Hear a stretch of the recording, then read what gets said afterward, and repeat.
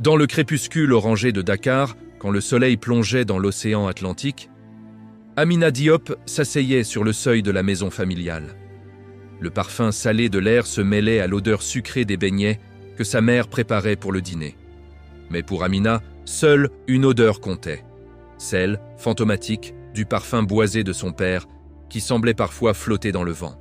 Il y a 2 ans, son père, un pêcheur au regard aussi profond que l'océan, était parti en mer et n'était jamais revenu. La mer, autrefois source de vie et de rire, était devenue un monstre silencieux qui avait avalé son héros. Dans le téléphone d'Amina, pourtant, il était toujours là. Son numéro, enregistré sous le nom de Papa Cœur, restait intouchable, un sanctuaire numérique. Chaque soir, elle lui écrivait « Bonsoir papa, aujourd'hui j'ai eu une bonne note en maths, tu aurais été fier. Le prof a dit que j'avais ton esprit logique, tu me manques. » « Papa, maman a encore fait ton plat préféré, le thieboudienne. Elle a dit que personne ne le faisait aussi bien que toi, mais elle essaie. C'était bon, mais pas comme le tien. La maison est si silencieuse, sans tes éclats de rire. Papa, tu te souviens de notre arbre à palabres, le grand baobab au bout de la rue? Des enfants ont gravé leur nom dessus, j'ai vérifié, notre petite gravure A plus P est toujours là.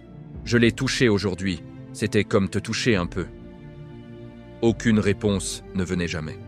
Les messages restèrent là, avec une seule coche grise, suspendue dans un vide infini. Parfois, la colère la submergeait. Une rage sourde contre ce père qui l'avait laissé. Pourquoi était-il parti ce jour-là, malgré le ciel menaçant?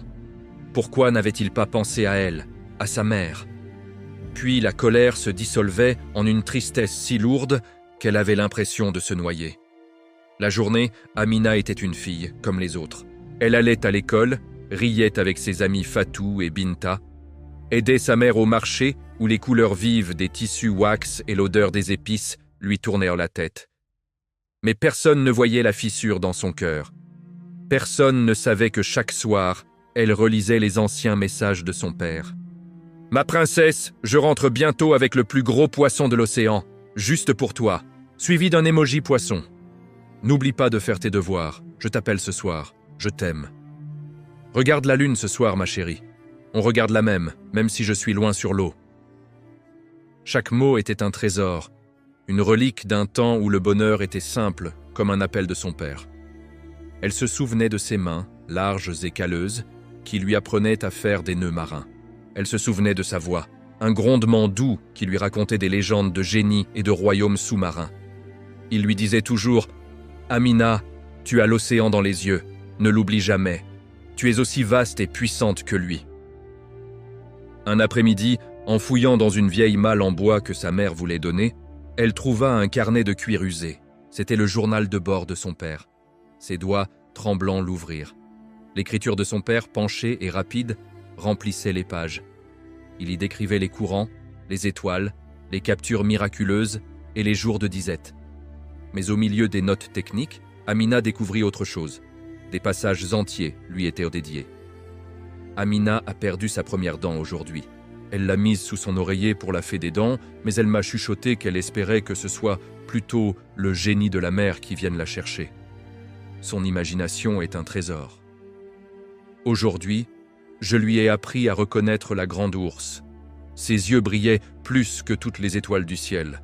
Elle m'a dit qu'un jour, elle naviguerait avec moi. Mon cœur a failli exploser de fierté. La mer est difficile ces temps-ci. Le poisson se fait rare. Je pars plus loin, je prends plus de risques. C'est pour elle. Pour qu'elle ne manque de rien. Pour qu'elle puisse aller à l'université et devenir qui elle veut. Chaque vague que j'affronte, c'est pour son avenir. Amina pleurait, mais ses larmes n'étaient plus seulement de tristesse. C'étaient des larmes de compréhension. Son père n'était pas parti par insouciance. Il était parti par amour. Chaque risque, chaque vague affrontée, c'était une lettre d'amour qu'il lui écrivait sur l'océan. La colère qui l'habitait s'évapora, laissant place à une tendresse infinie. Il ne l'avait jamais quitté. Son amour était partout, dans le vent, dans le bruit des vagues, dans les étoiles qu'il lui avait appris à nommer. Ce soir-là, son message fut différent. Elle s'assit sur le seuil, le carnet posé sur ses genoux, et tapa lentement sur son téléphone. « Bonsoir papa, j'ai trouvé ton journal de bord, j'ai tout lu, j'ai compris. Tu n'es pas juste parti, Tu te battais pour moi. Tu te bats encore pour moi, à travers tous les souvenirs que tu m'as laissés. Ton amour n'est pas perdu en mer. Il est ici, avec moi. Je ne suis plus en colère. Je suis fier d'être ta fille, fier d'avoir l'océan dans les yeux. Je continuerai de te regarder dans les étoiles, comme tu me l'as appris. Je t'aime pour toujours. Elle appuya sur « Envoyer ». La petite coche grise apparut, comme d'habitude.